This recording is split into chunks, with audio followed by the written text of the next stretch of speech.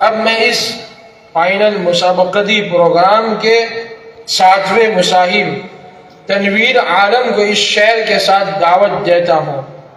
अहले मंतिक सर बसजदा रह गए, अहले मंतिक सर बसजदा रह गए, पढ़ लिया जब फलसफा कुरान का।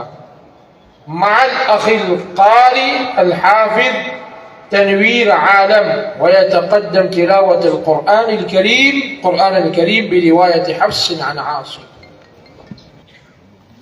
अस्सलामु अलैकुम व रहमतुल्लाहि व बरकातुहू। वालेकुम अस्सलाम व रहमतुल्लाहि व बरकातुहू।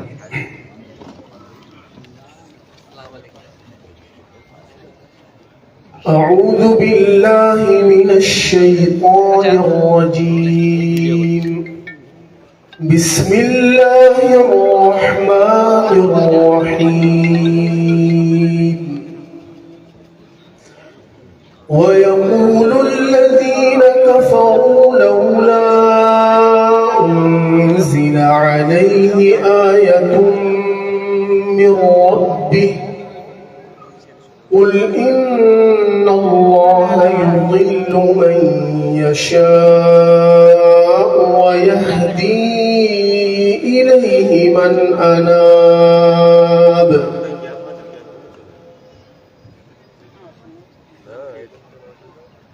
أعوذ بالله من الشيطان الرجيم. بسم الله الرحمن الرحيم. ويقول الذين كفروا لولا أنزل عليه آية من ربه قل إني آيات الله إلا الذين كفروا فلا يغررك تقلبهم في البلاد كذبت قبلهم قوم نوح والأحزاب من بينهم كذبت قبلهم قوم نوح والأحزاب من بعدهم وهمت كل أمة برسولهم ليأخذوه وجادلوا بالباطل ليدحضوا به الحق فأخذتهم فكيف كان عقاب وكذلك حقت كلمة ربك على الذين كفروا أنهم أصحاب النار الذين يحملون العرش ومن حوله يسبحون بحمد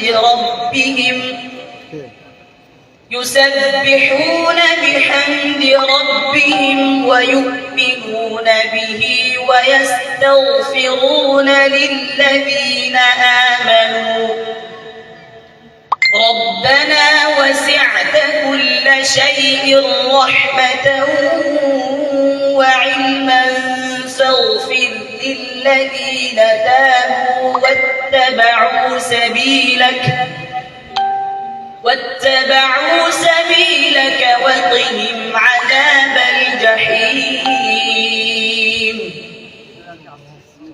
ربنا وأدخلهم جنات عدن التي وعدتهم ومن صلح من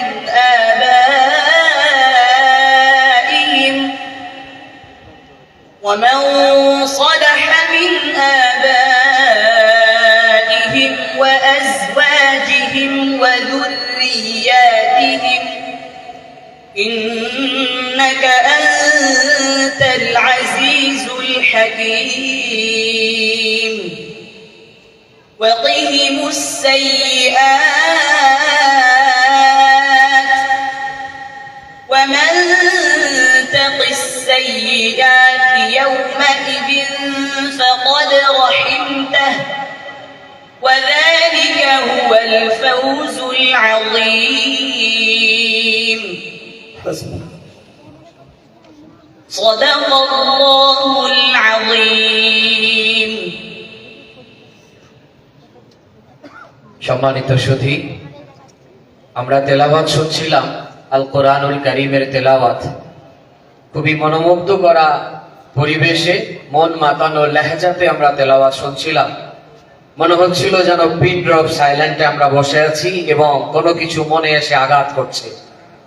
আমাদের মাঝে তেলাওয়াত করছিল আমাদের সপ্তম প্রতিযোগী মোহাম্মদ তানভীর আলম।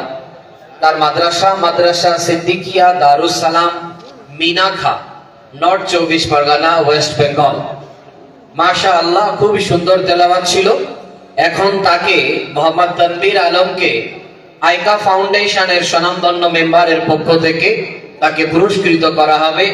আমি হযরত হাফেজ কারি মেহরাজ সাহেবকে বড় জোরে আবেদন করব সপ্তম প্রতিযোগী মোহাম্মদ তানভীর আলমকে পুরস্কার দিয়ে, প্রেজেন্টেশন দিয়ে সম্মানিত করার জন্য। জনাব হাফেজ কারি মেহরাজ সাহেব।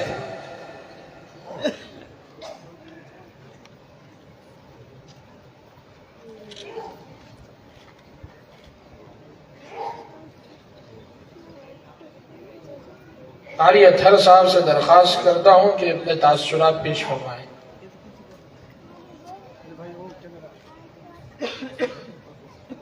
जनाब तनवीर आलम साहब, ये हमारे छोटे हाफिज साहब हैं। माशाल्लाह अच्छी तिलावत की और जमाओं के साथ बहुत हुस्न भी था पढ़ने में और मेहनत भी इनकी अच्छी है माशाल्लाह। इससे पहले कुछ गलतियों की निशानदेही पिछले कुछ तलबा की हमने की थी, उसमें मैं ऐज़न लगाता हूँ।